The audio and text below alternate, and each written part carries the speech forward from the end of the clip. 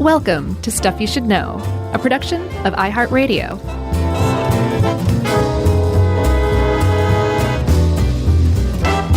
Hey, and welcome to the podcast. I'm Josh Clark, and there's Charles W. Chuck Bryant, and Jerry's here too. And this is Stuff You Should Know, Postmodernism edition. I'm strapping on my ice skates. I know. Chuck, I was thinking about it. This may very well be the most difficult topic we've ever tackled. Is this hard for you too? Oh, yeah. It's hard for everybody. It's hard for everyone. Oh, good. It's very difficult. It's really hard to define. Mm-hmm. It's really easy to mischaracterize things as postmodern and lump stuff in, even though it is technically that. And worst of all, it's really easy for people to be snobby to other people about what is or isn't postmodernism. So it's going to be rough. I think that's why I'm a little not nervous, because who really cares, right? It's just a podcast. But just unnerved because philosophical movements, art movements that have fuzzy boundaries, it's tough for me, always has been. I deal a little bit more in the concrete. Oh, yeah. So it's going to be interesting, especially when, you look at some more, I don't know about cynical, but just sort of straightforward definitions of like what is postmodern art. And most people will say like, well, it's art that happened between 1955 and 1970 and right now. Wrong. Well, it's not wrong. It's an era. Like that's where it gets slippery. Right. Because art is defined by eras. And even though people did things in the different eras that thematically and stylistically apply more to other eras, like would you call The Godfather a postmodern film? No, but it was made in the postmodern film era. Precisely. So the differentiation here then is that it begins. The differentiation here is the postmodernism that we're talking about is not just art. It's not just film. It's not just architecture. It's not even just philosophy. We're talking about an entire worldview that all of us collectively share. Most of us, I should say. I think, the West, you could say, if you want to call it that, shares this culture, postmodernist culture. Post-World War II, generally. Yeah, some people put it at the 70s, some people put it at the 60s, other people even go as late as like basically 1979, 1980. But it's not just an art movement. It's not just a type of film. It's not just a type of literature. It's a way of looking at the world that in turn shapes how we create or exist or live in or deal with the world. And we do it together. It's culture. But the reason it's so fuzzy, Chuck, compared to other things is because it may still be going on right now. And if it isn't still going on right now, it ended so recently that we're still so wrapped up in the turbulent effects of it that it's hard to see which way's up, down, sideways. So it's really difficult to nail down. But it's really fun to try, I've found. And it's the kind of thing where, like, they probably won't put a year marker until 30 years from now on what postmodernism is, which we'll get to. Yeah, totally. And even then, it's not a cut and dried thing because a change like this happens over the course of a decade or two. Yeah, or more even, for sure. More. And I would posit that we're in those decades of change right now. We're in a transition period between postmodernism and what's next. I think that's one reason why everything is just so uncomfortable right now, in addition to a pandemic being dropped on top of us at a really uncomfortable time. And I would also say, after reading a lot about this stuff, I think art, visual art, like let's just say painting, I know there's a lot more to it than that, but as opposed to literature and film, I think the boundaries there are a little more rigid than in things like literature and film, where they draw demarcation lines between pre-modern, modern, and postmodern eras a little more succinctly. Like technically anything made these days would be considered postmodern art, just by the virtue of the fact that it's now, whereas you would not say a film is necessarily. Right. I quit. No, you did great. We're doing great. Just hang in there, man. Just double up the strength of your fingernails and claw in further, okay? Because I just feel the emails being typed. It's fine. And you know what? We could go super postmodern and just totally ignore them like they don't exist. Because what is really an email? You know what I mean? Yeah, or we could, a really postmodern email reply would be, I read your email and here's what I think, and just stop at THIN. Yeah, that's pretty great. That would be great. So this is going to be fun. We're talking about postmodernism, and this is one of those things where we have to define it from the outset, which is the problem with postmodernism is figuring out how to define it. And before we go any further, every hat I own right now, I'm taking off for Dave Roos, who helped us put this together. He did a great job. He did a wonderful job. Like, it was not fair to throw this at him. No, I was really interested to see what he would do, and he did. He really rose to the occasion. He did a great job. Smashing job. He kind of started with this anecdote about a student of an art professor who asked his class, like, what is postmodernism? How do you define it? And the student said basically something that the professor later ripped off, which is it's where you put quotations around everything. Yeah. Yeah. It almost feels cynical in a way. Yes. 100%. Doesn't it? 1,000,000%. Like the age of cynicism. Remember the sarcasm of the 90s? Mm-hmm. That went away.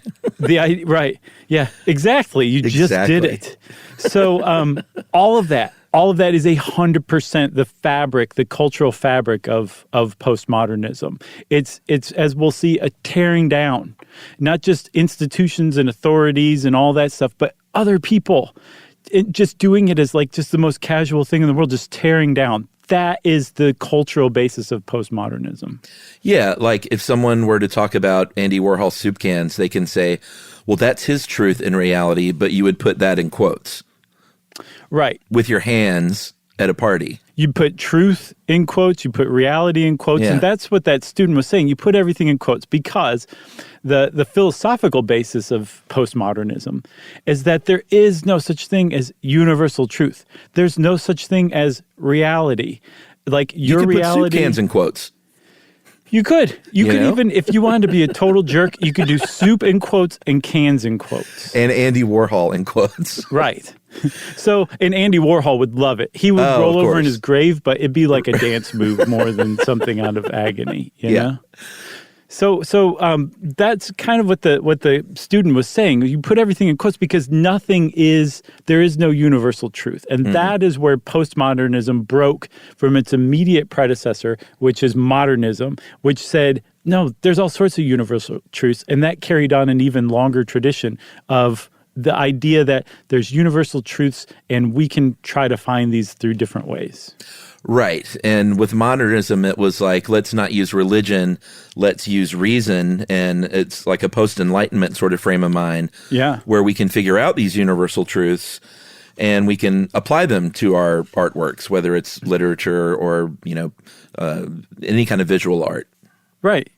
So with modern art, as weird as it can seem, as abstract as it can seem, what they were doing really ultimately at base followed in the tradition of like the Romanticists before them, of the Renaissance painters before them. They were all trying to move toward what's called sublime sensibility, which is this idea that there is a universal truth. There is universal beauty. There is universal like happiness. The nature is a universal. It's shared in common to all people. It exists in and of itself.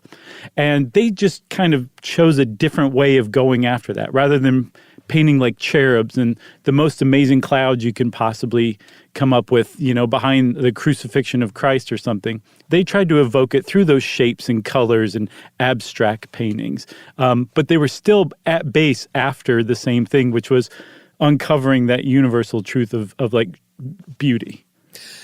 Right. And then, we talked about it before, I took a philosophy class in college that both blew my mind and I just didn't even understand, but I tried. I think I actually made an A in it because I tried really, really, really hard in that class. Nice. No, kids, I tried hard in every class. That's right. But especially hard in philosophy. But I remember studying Nietzsche and some of it hitting home a little bit in that even though Nietzsche was for sure like pre-postmodernism as far as an era is defined, but had these thoughts of postmodernism in that Nietzsche came along and said, you know what, there are perspectives. There is not a universal truth because we are all individuals and we all have our own unique perspective on what beauty might be or what truth might be or reality might be. Mm-hmm. So that I remember that speaking to me some more than I guess the modernist thought. Yeah, because it makes sense. It's that whole kind of thing like, what is the color green to you? It's not the same to me. Or if you look at an apple on a table and then you move around the table, the apple changes shape. So depending literally on your perspective, you see things differently.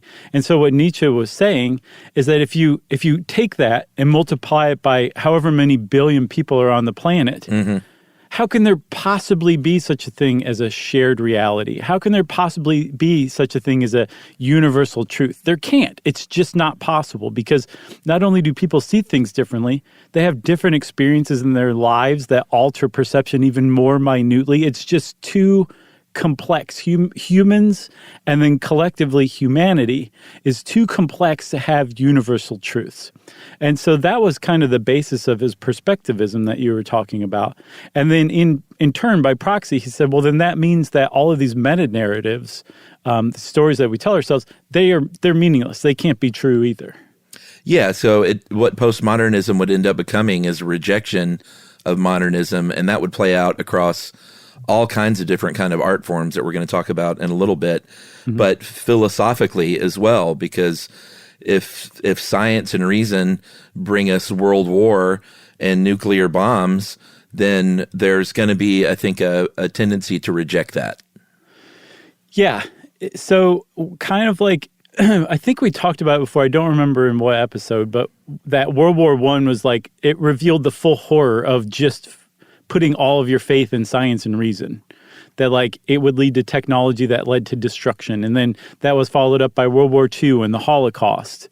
It was followed up by things like lobotomies and phrenology and just mass destruction, the nuclear bomb. All of this stuff came from the application of science and reason faithfully, unerringly. And so postmodernism said, you know, we need to get rid of this completely and totally. We need to tear it all down and start over. So the whole movement started out as a response, a reactionary response to the horrors of a different movement.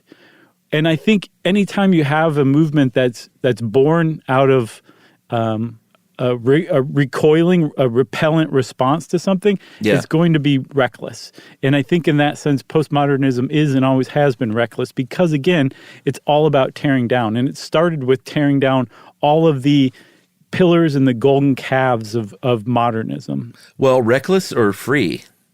Both. It's definitely both. All right. I think it's very much both because I think, you know, as we'll see later on, postmodernism ultimately led to its own horrors that we're living with today. And it was out of recklessness, I think. Okay. I think. Talking about the digital age? That's part of it for sure. Should we take a break? I think your dog says so. Did you hear that? It is National Pet Day.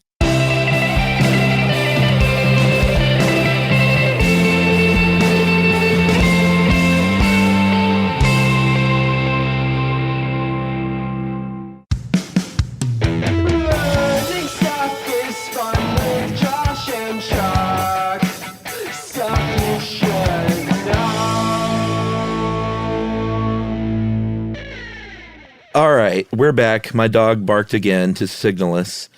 And I guess we should just go ahead and say that the term itself, postmodernism, was coined by a French philosopher named Jean-Francois. How would you pronounce that? Is it Lyotard? Lyotard. Okay. And this was in 1979. So, you know, people put the postmodern era, again, there are fuzzy numbers, but I've generally mostly seen sort of mid-1950s to early 1970s is kind of the beginning. Right. And so this was in 1979 when it was actually defined.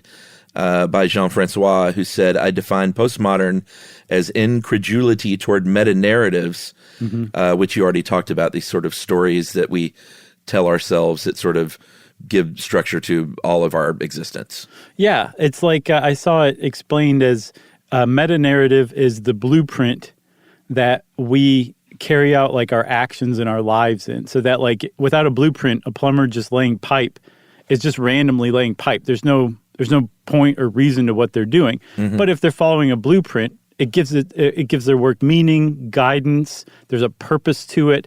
And so meta-narratives can take all sorts of different forms, from the free market is going to deliver us all to like this prosperous, happy, progressive future, to religion explains why we're here, to basically any grand story that's like the big picture.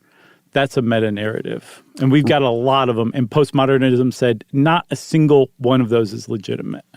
Well, I don't know about legitimate, but not a single one of those should be looked at as the truth. Okay.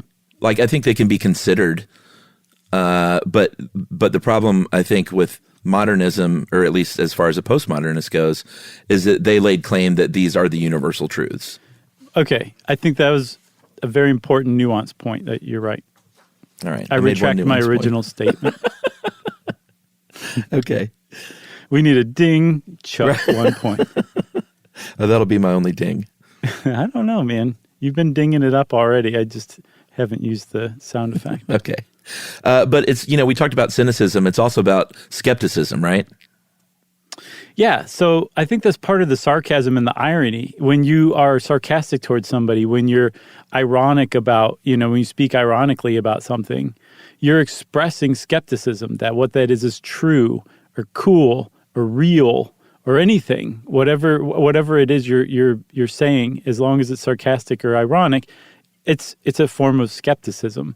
And that is kind of like the hallmark cultural move. I think hallmark is good. Okay, that's the cultural hallmark of postmodernism, I think. Irony and skepticism and sarcasm. Okay, I agree with all that. Ding. Ding. Or we need Chris Hardwick on here just to say points. Oh, that's a good one. What's he doing these days? He could probably do that. I think he's still doing the Talking Dead. No, I'm sure he does plenty. Yeah. He's a brand unto himself. Yeah, he's like the Ryan Seacrest of podcasting. That's sure. He probably podcasts too, though.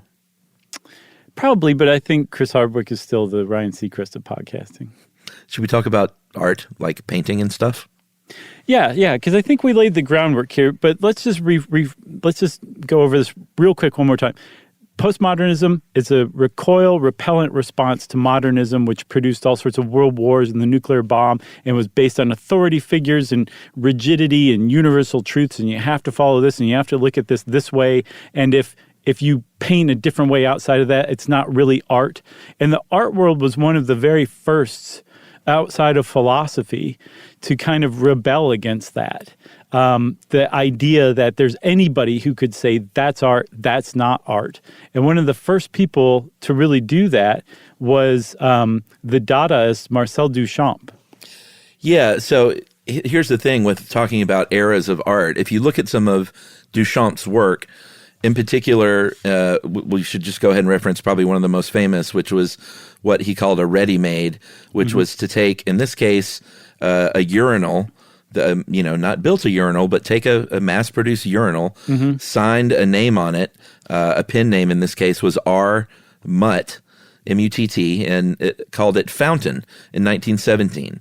And this was a piece of art. And if you look at this piece of art, it is decidedly postmodern, but it was made, 5 to 6 decades before anyone would define art as postmodern art. And it lives like squarely in the middle. I don't know about in the middle, but it lives squarely in the modern art movement. So like the difference between, and I read a lot about this, between modern art and postmodern art is philosophical. It's also like cultural in that it was mainly men who were making the art. The postmodern art really brought along different cultural perspectives and female perspectives. Mm-hmm. It was also, I read, very goal-oriented, whereas postmodern art cared more about process. Apparently, modern art was very much still goal-oriented, even though they saw it as a rejection of the still life of the bowl of fruit on the table before mm-hmm. them. Mm-hmm. A lot of the work still sort of echoed that kind of thing. And then you have Duchamp coming along with his toilet, which is completely postmodern, but lives in a modern era. Right. And like you were saying, like he came decades before the postmodern era in exactly the same way that Nietzsche was laying the foundation for postmodernism sure. and philosophy and culture decades before the postmodern era too, even further back than that. But there's just no way of looking at Duchamp's work any other way than this is a postmodern artwork. And not just that one, the fountain. Like that was his like bread and butter, was using these ready-mades. And that was a huge foundation of the actual postmodern art movement that came later, which was, first of all, tearing down the distinction between high art and low art, because Duchamp was a serious artist exhibiting in serious galleries and museums and things like that. But he was also buying urinals, signing them, and calling it art. So in one way, that makes it like way more accessible to you and me. It makes it less scary. Like art's less scary. You don't have to be an expert to come into the art world now and appreciate art or laugh at art or take your, let the art, like stop taking life quite so seriously. But at the same time, it also, the fact that he went and bought something, he paid for something from a plumbing supply company that was mass produced, also laid the foundation for guys later like Andy Warhol, who melded consumerism into art to create pop culture, which opened the door for commoditization of art, which then opened the door for what we live in today, which is like art is advertising, basically. Like there's almost no distinction whatsoever. It's everywhere, and it's hijacked to sell things as much as it is to actually make art or make something beautiful or good or thought-provoking. Yeah, and I don't know. I think that the transition to postmodern art is really interesting because it opened it to different classes. Modern art was almost exclusively based in Europe and Russia, I guess, whereas postmodern art after World War II, things really, you could say all of the West basically was taking part. But just sort of outsider art and conceptual art and to things where we have today, we're like, well, someone will put a pile of sunflower seeds in the middle of a floor and call it art. Mm-hmm.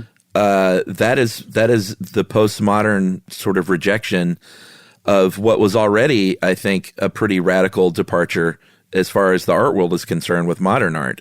Because when you have people like Jackson Pollock or, Picasso or the Cubist stuff, there was already, I think a lot of that stuff was a little bit slower to accept from sort of the traditional, pre-modern art critics. Right. So postmodern just blew past it. It definitely did. And then, so Warhol comes along and creates pop art, and everybody starts definitely riffing on that vibe. But one of the other hallmarks of postmodern art is borrowing and remixing, mm-hmm. mashing up other styles, other types of art from different eras, different media, and just kind of mixing it together in a brand new way. That's one of the hallmarks of postmodern art as well. Yeah, I love that David Byrne quote you sent because he's a sort of the quintessential postmodern musician. Mm-hmm. And he said he was all about the mashing up and the mixing up of things, and it was just sort of a really free and creative time. So he was all about it, right? Yeah, for sure. And I mean, like, especially now today, the world we live in, postmodernism has like a really bad name, almost across the board to everybody. But there was definitely a time where it was like glorious and beautiful and fun. And David Byrne was definitely there for that heyday for sure. Can we talk about a couple of these other famous postmodern works? Yeah. The Treachery of Images is another one. And again, I think this was in the modern era technically, but it was one of the first seeds of what was to come. Mm-hmm. This was from René Magritte, and it is the very famous picture of a pipe, a smoking pipe, with a caption in French. It says, "This is not a pipe," but what would that be in French, my French-speaking friend? Ce n'est pas une pipe. You sounded literally like the Google person or the YouTube translator. Josh says. I did not know you had that as a moonlighting job. I do, and I'm making almost no money off of it, but it's a labor of love. But this is a great example of what was to come with postmodernism, which is, here's a picture of a pipe. It is clearly a pipe, but it says this is not a pipe because perspective, baby. That's not my reality. There is no objective truth. Yeah, that's another thing that postmodernism kind of came along and warned everybody about, is us putting all of our faith in just casual trust in the images and words that we've created to create our culture, right? Yeah. And so Magritte was saying, and this is like quintessential postmodernism, that this is not a pipe. It's a picture of a pipe. You can't trust it. You can't use it. You can't stuff it with tobacco and smoke it. Don't call it a pipe. It's not really a pipe. And that kind of like postmodern thought where there was no real meaning to pictures, images, words, sounds, aside from what we ascribe to them. Yeah. It kind of eventually morphed into this weird thing where we got really comfortable with that, David Byrne idea of remixing everything, of using these different things and these different codes to create new meanings. But at the same time, we were simulating reality in different ways. And so eventually we started to lose the ability to distinguish between reality, like anything approaching what we would call like real reality, and simulated reality, which was all the words and images and pictures that we just kind of take for granted are real, but actually aren't. They're all just symbols that we've stopped seeing as symbols. And so what postmodernism was warning about, what Magritte was warning or kind of reminding us of, ended up subverting itself and creating an inability in us here living today to distinguish between simulated reality and real reality. Because you're a terrible example of this, but the average person out there, when's the last time you actually went out in the woods? Oh, sure. It's probably been a really long time. When's the last time you saw a video or an image of the woods? And to your brain, you're like, oh yeah, I've probably been in the woods pretty recently. No, you haven't. You haven't been in the woods in years. You saw it on TV last week. That's the most recent brush with the woods that you've had. That's what has been the result of postmodernism. And it's interesting that they were originally warning about it and then came to kind of throw this shackle on all of us. Yeah, I like this other example because I think this, I think when people of the time might have seen Magritte's "This is not a pipe," I'm sure like your average person might just say, "What are you even talking about with this?" Yeah. Or somebody might see that today and say that. But totally. in the 60s, Dave found this other great example that very much evokes that "This is not a pipe" work from Joseph Kosuth, 1 in 3 chairs. And I think this one is more likely to get through to someone who may not typically understand this kind of philosophy, which is it's a real folding chair, and then it's flanked by a black and white photograph of that same exact folding chair, and then a placard with a dictionary definition of chair. And I think this is a little more accessible for your average Joe to maybe come up and say, oh, I get what they're doing here. Like, I might not fully understand it, but like, I see what they mean. This is a chair, and this is a chair, and this is a chair. Plus, it's not in French. Yeah, exactly. It automatically makes it more accessible to the average Joe. Yeah. How would you say that in French? Do you even know? 1 in 3 chairs? Une, tres chairs. Is it chairs? I haven't gotten to that on my YouTube channel yet. So, no, I can't remember what chair is, but I'll bet some people are going to write in and tell us.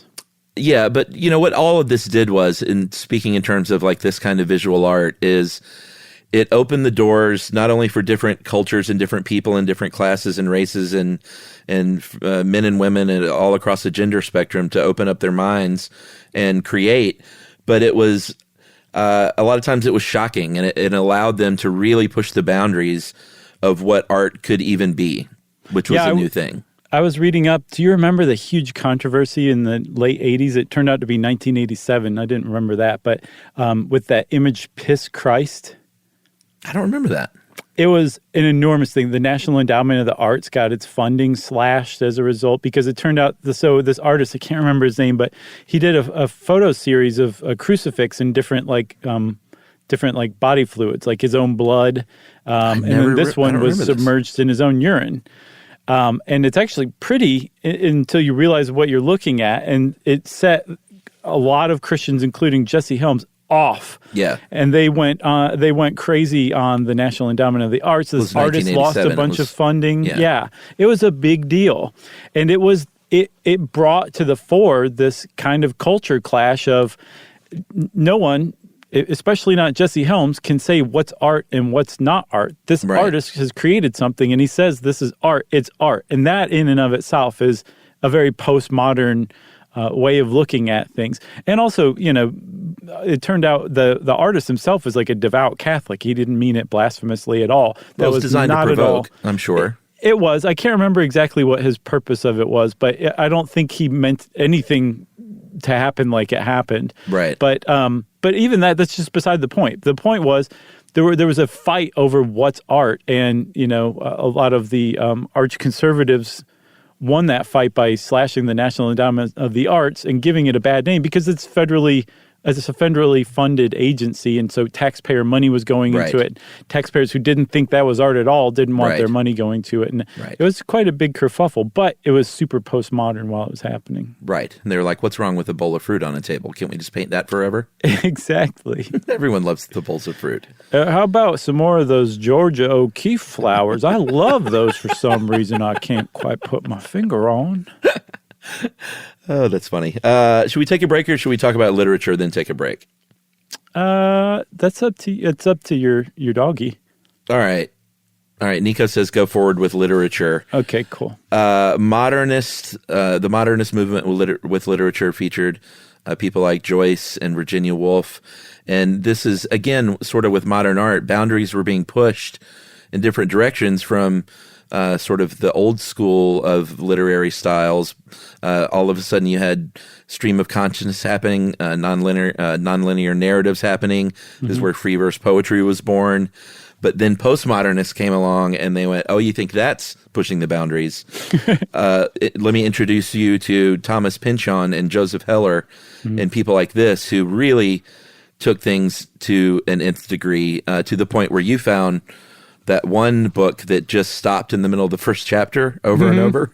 Yeah, there's a book by Italo Calvino called If on a Winter's Night, a Traveler. It's from 1979. It's a quintessential postmodern novel in that it's written in the second person perspective. So he talks about you. So you're the main character.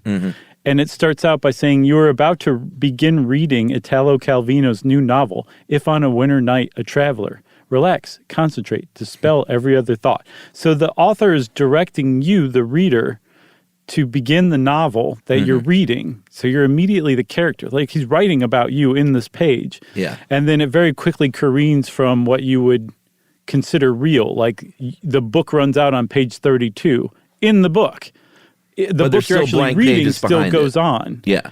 It's just in the book that happens. So now you, the character, have to go to the bookstore and you get another version and you end up reading 10 different beginnings to the same book. But the upside of it is you fall in love with Ludmila, the bookstore shopkeeper as well. So it's completely out of left field and you could say absurd, and that is quintessentially postmodern too. James Joyce wasn't doing anything quite like that. No, not at all. And this is where I have an appreciation for it. I think very clever. I see what you're doing there. But I would rather read a good novel from beginning to end with a great story. So that, Chuck, that is a real criticism of postmodernism. Sure. Because everything's meaning is up for grabs. It's up in the air. There's no universal truth. And if you can put meaning in air quotes as well, that means by proxy that everything is meaningless in a certain way of looking at it. And so, yeah, it's cool. That was an interesting thing, and it kind of was clever.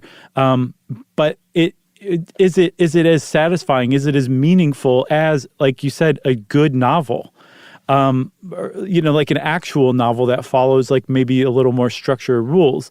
Some people would say no, but a lot of people would say yes. And they would point to the idea that there's this kind of nihilistic bent in postmodernism in every form, whether it's visual art, film, novels, that makes it less important in a way. And again, I personally think it's because postmodernism was born as a repellent response to a long-standing thing, and that it was automatically born on shaky, reckless ground. And that how can you create something beautiful if you don't think there is such a thing as beauty? How can you create something meaningful if you don't think there is such a thing as meaning? And if there is no such thing as meaning, then stop writing, because you're just doing that for money now at this point. Right, which I think was the goal-oriented movement of modern art. It didn't specifically say, but what else would the goal be? Right. Rather than to have a showing and sell paintings. Yes. Some of the other sort of elements of postmodern literature, one is paradox and randomness. Books like Slaughterhouse-Five and Catch-22, you started seeing... and even though there were nonlinear narratives before, you found stories that were really told out of order at this point, and that even had facts that don't align with one another, where you might say, well, that doesn't even make sense sometimes according to what I had previously read, like even earlier in the same book or chapter, sometimes purposefully obfuscating meaning or disorienting the reader. And then this whole idea of intertextuality, which is sort of the mashup that David Byrne was talking about, but in this case with literature, incorporating plot lines and characters from other works or other tropes and literary ideas, kind of bringing them all into one book. Yeah, like a good example of that is not found in literature, but in TV, in the character of John Munch, who's a detective who started out as a detective on the TV show Homicide: Life on the Street. And then that same character appeared on Law & Order SVU. He was a recurring longtime character on that show, right? So is it the same actor? Yes, same actor, same character. Is this part of the St. Elsewhere universe theory? Yes.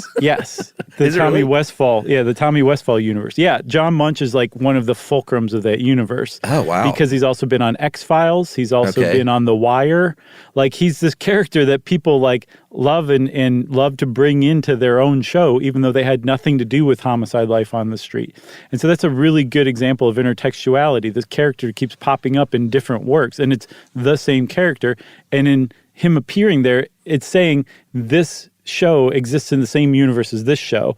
And yes, you can all trace it back to the St. Elsewhere finale, which I think we talked about in our Nutso Fan Theories episode. Yeah, Tarantino does that a lot too, with the Vega brothers, and I think that was... Red Apple Cigarettes. Yeah, and there was a character in Jackie Brown that was also in... I can't think of his name. One of the FBI guys. Michael Keaton played him in Out of Sight. But I think that was a recurring character in different... without any real sort of...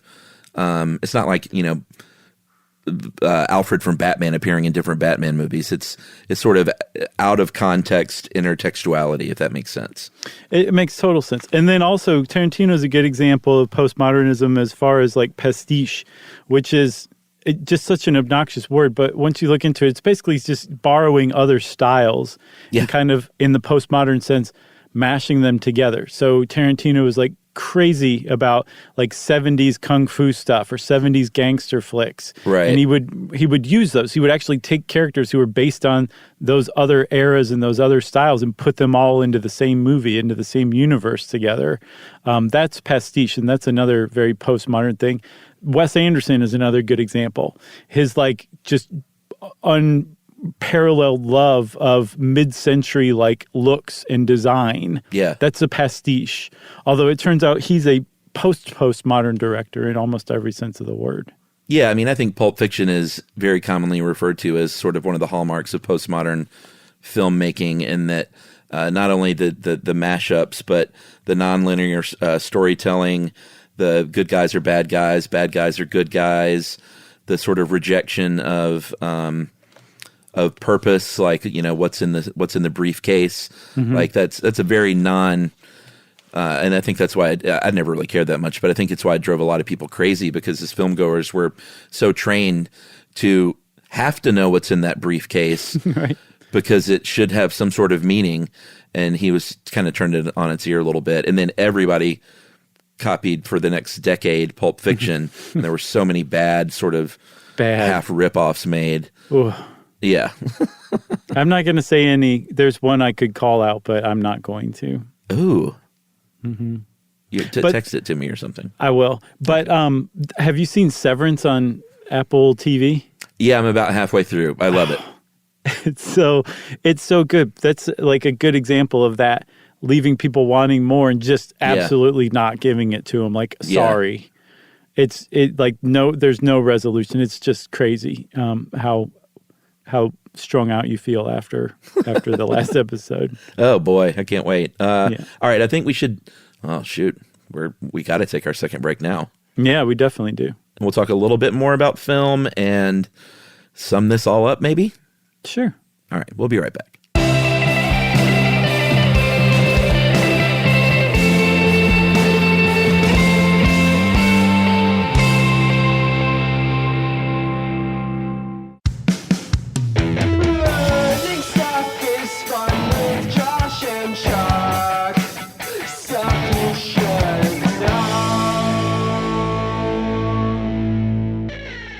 All right, so Pulp Fiction is routinely singled out as a postmodern film. The one that's considered probably the godfather of all of them is 8.5 by Fellini, Federico Fellini. I've never seen it. Have you? Yeah, sure. Godfather, not in the movie sense. Right. So we don't confuse everybody. I think you just did. I think you planted that about 40 minutes ago. I might have. Yeah, I've seen 8.5. It's if you've taken any sort of film appreciation class in college, you're going to see it. It's Fellini's, one of Fellini's masterpieces. The whole movie could be described as a metafiction because it's a film about making a film. Mm-hmm. It's really good. It's dreamy and trippy and confusing. It's full of a lot of dream sequences, and reality and fiction are blurred. Highly recommend seeing 8.5 and then reading a lot about it afterward. I love that. Make sense about it. That's one of my favorite types of movies, is a movie that you can watch and then go find a bunch of film crit on it. Yeah. That explains it or points it out. It just discusses it. I love that kind of thing. I finally saw Casablanca, by the way. Oh, great. What'd you think? I'm not going to say medium. It was really good. I would not put it among the best films I've ever seen or ever made. But even as a mainstream film?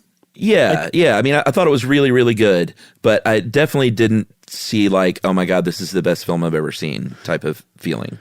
Yeah. I think people leave out that it's one of the best mainstream films ever made of the, first half, or I guess the first half of the century, or the middle of the century. I would even expand it out to. Right. I loved it. I think it's just a great movie. But I'm really glad enjoyed you saw it. it finally. But it was, I think maybe the expectation is sort of like when I saw Citizen Kane for the first time after so much buildup. It really delivered on that, as far as I think just breaking boundaries of filmmaking and raising the bar. And I don't feel like Casablanca did that. I thought it was kind of just a normal, really good movie. Yeah. Very normal and mainstream, but a good one. Agreed. So 8.5, it's like you said, it's a meta narrative, basically. And anytime you see something dreamy or weird, or people play themselves or strange versions of themselves, you have stumbled into a postmodern film. A really good example of that is basically everything Charlie Kaufman's ever written or directed. Yeah. Oh boy. Synecdoche, New York is probably one of the most postmodern films ever made. But then also, so is Eternal Sunshine of the Spotless Mind. But people are like, that's not truly postmodern in every sense. But it checks enough boxes that you could say that's definitely a postmodern film. Same with being John Malkovich. Yeah, that's an adaptation. Yep. I mean, that's the currency he deals in. Mm-hmm. I still haven't seen the most recent one with Jesse Plemons. I got to check that out. I'm thinking of Ending Things. Yeah, is that what it's called? Yeah, I think so. I saw the Nicolas Cage movie that's coming out. I ended up at a screener. Was it good? It is very good, but it's very postmodern too. Like Nicolas Cage plays himself, and it's just completely off the rails from time to time. And in a lot of ways, it reminded me of Adaptation, where it like purposefully goes off the rails to like make a point, like Adaptation did. And so it borrowed from that, and it didn't. It certainly seemed that way even more because Nicolas Cage is in it, but. It's pretty good movie. It's worth seeing for sure. And, shout out while we're off track. I just saw the Nicolas Cage movie Pig. Oh, yeah? From last year about a former chef who is a truffle hunter and is trying to find his pig. And Stuff You Should Know listener, I believe, because he was a Movie Crush listener, Michael Sarnowski directed that movie. Oh, neat. I've heard good things about it. It's fantastic. That's awesome. It's really, really good. So I will definitely check it out then. All right, let's wrap this up, I guess. Should we talk about, criticisms? Sure. Also, we just need to definitely give a shout out. Postmodernism and architecture is also a thing. Shout out to Frank Gehry. Right. It's almost its own track, but it had an even more abrupt change than, say, like film or art did. Like it went from minimalist functional design to just take everything apart, tear it down, and put it back together in weird ways. And Frank Gehry is the embodiment of the postmodern star-architect, is what they call him. Yeah, and I think if you want to, a good example, if you want to look at modern versus postmodern, you can look at the two Guggenheims from Frank Lloyd Wright in New York to Gehry's in Spain. I was just in New York and went to the Guggenheim and saw the Kandinsky exhibit. Highly recommend going to that before it closes. Nice. Or anything at the Guggenheim, because just being in that building is quite an experience. Still have never been. Oh my God. You're kidding. No. It's the best one. It's the best Guggenheim? It's my favorite museum in the world. Really? Yeah, because you're in and out in a couple of hours. It's not intimidating. You just ascend up that circular ramp and see a lot of great art over a couple of hours, and then you're out of there. And the building itself is art. Very nice. Well, check it out. It's like going to the Met is intimidating. The Guggenheim is not intimidating. I'm going to get super efficient and watch Pig and go to the Guggenheim in the same day. You totally should. Go to New York. Don't watch a movie in New York. Watch it on the plane. There you go. I have to really select my airline carefully. All right. So criticisms of postmodernism, like you said, it is a bit of a punching bag these days, and maybe kind of always has been. But you have people from both sides of the political spectrum criticizing postmodernism, whether it's sort of the old school leftists who think like, no, it has nothing to do with social progress. All this individualism is no good for our movement. To conservatism. Conservatism? Conservatism. Which is we do not like this whole there is no right or wrong. It's all about your perspective things, because there is definitely right and wrong, everybody. Yes. Like, how can you ban a book when it's not demonstrably wrong for asserting a viewpoint that's outside the norm, That's a very good point. Yeah. So, of course, they don't like the idea of moral relativism. But I was surprised that the leftists thought that until I learned that Leotard himself was basically like, this is a strange new unhappy direction that we're going in, and they laid it at the feet of the failure of Marxism to kind of bring about like collective social progress. And then the response to that was Thatcher's and Reagan's neoliberal policies that basically said deregulate everything, make as much money as you can at the expense of whoever you need to, and let's go global, baby. And that is part and parcel with postmodernism as far as economics is concerned. And if you're an economist and a philosopher and you're looking at postmodernism, probably to you, late capitalism and postmodernism are basically interchangeable words. Yeah. And that's another reason why so many people are so sick of postmodernism, because there isn't anything right. There isn't anything wrong. There is no truth. There is no morality. It's just get as rich as you can is a huge part of it too. The commodification of art really kind of laid the groundwork for that, and it's permeated everywhere, right? So now people say, okay, we're sick of postmodernism. We think it's dead. What's next? So, Chuck, what is next after postmodernism? Well, I certainly don't know, but you sent along some interesting reading for me to ponder. And the general thought is that we are in an era now of, and again, it won't be probably defined until 10 to 20 years later, but hypermodernism, which is what this article calls postmodernism on steroids, where advertising is art and where tech companies are the governments of the world, or at least as influential as the governments of the world and the religions of the world, or meta-modernism, which is not quite hypermodernism, right? It's sort of hearkening back to modernism.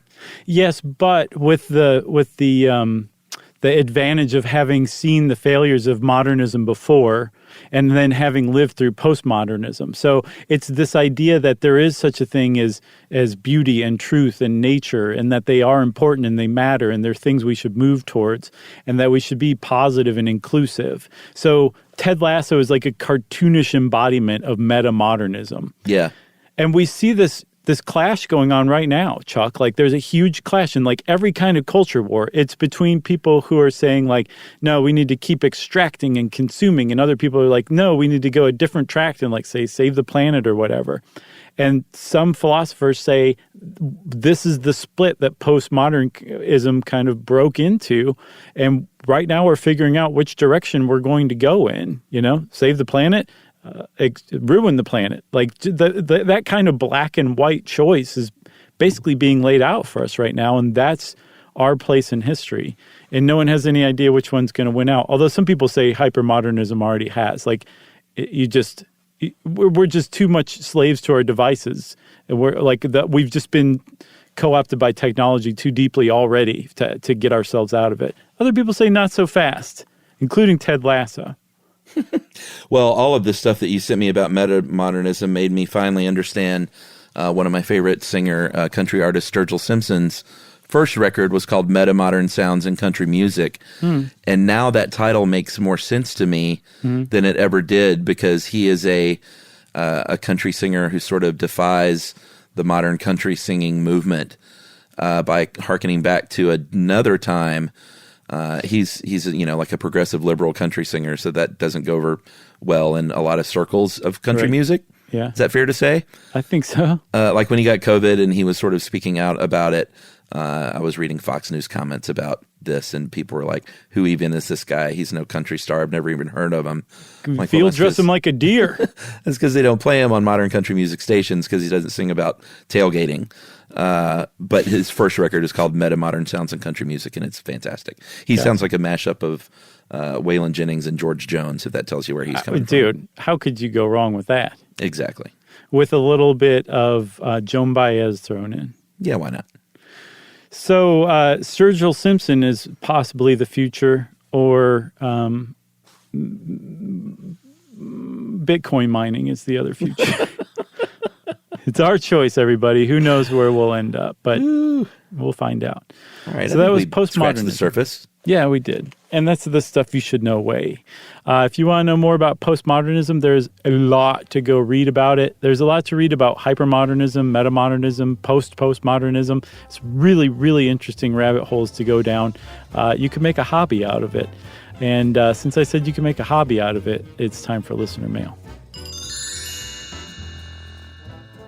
I'm going to follow this up. This was about the short stuff about nose breathing, and that you got a toothache from nose breathing. This is from a, quote, qualified dentist working in the UK. Nice. Named Tom Park. Hey, guys. I'll kind of skip the greetings for length, but he goes on to say the maxillary? The maxillary sinuses, usually referred to just as the sinuses, sit next to the nose, about in the region of your upper cheeks, and extend to the front of your face on either side of the nose. They're very close to the ends of the roots of your molars, premolars, and sometimes canines, where all the nerves supplying your teeth enter those teeth. When you have sinusitis, this can feel like a toothache even a couple weeks after the blocked nose symptoms have settled, and lots of people come to the dentist around wintertime with toothaches, which is ultimately put down to this phenomenon. Oh, man. I had it myself once, and the jog I went on was agonizing, and my empathy for my patients grew considerably. That's nice. This can also occur when you breathe in very cold air through your nose. If that air then goes into the sinuses, but is usually more transient. I hope this helps. Perhaps Josh should check with his own dentist to see if he has cavities that need managing. Well, this was like a decade or so ago. What's the dentist's name? The qualified dentist? Tom Park. Thank you, Tom. This was this is probably more like, oh my God, 20 years ago when it happened, thankfully. Oh, and okay. I definitely did have a cavity that needed to be filled back there. But I went to the dentist recently, Chuck, and get this. Yeah. My dentist said that she's going to need to raise my sinus. And I was like, how do you raise a sinus? She said, well, they used to do it with the hammer and chisel. We still got the hammer and chisel, but we have a better way of doing it now that's less painful. But they used to go in and put like a chisel up under like your sinus and then tap it and actually raise your sinus. It sounds medieval. Are you going to do it? To quote Pulp Fiction. Yeah, I'm going to have to because I need like a little bit of bone put back there, and they can't do it without raising the sinus. Oh, man. I'll keep you posted. I'll be without my tooth, man. What's going on with us? I don't know. Like, we were genetically conferred with terrible teeth, I think. And by the way, Tom Park also says, by the way, also your description of the audience in Manchester who didn't clap until the very end made me laugh out loud. As a Mancunian myself, I can tell you that we are not easily impressed. So good on you for earning that clap. And that is from dentist Tom Park. Go to Tom Park if you're anywhere in the UK. You should make that trip to see Tom. He's got the empathy. It's right. He loves Ted Lasso. Loves. If you want to be like Tom Park and write in about something we talked about, we love that kind of stuff. When somebody comes back and crosses a T or dots an I or adds an ellipse even, although we don't like the ellipses that much. And you can put that all into an email. Yeah. And send it off to stuffpodcast@iHeartRadio.com. Stuff You Should Know is a production of iHeartRadio. For more podcasts from iHeartRadio, visit the iHeartRadio app, Apple Podcasts, or wherever you listen to your favorite shows.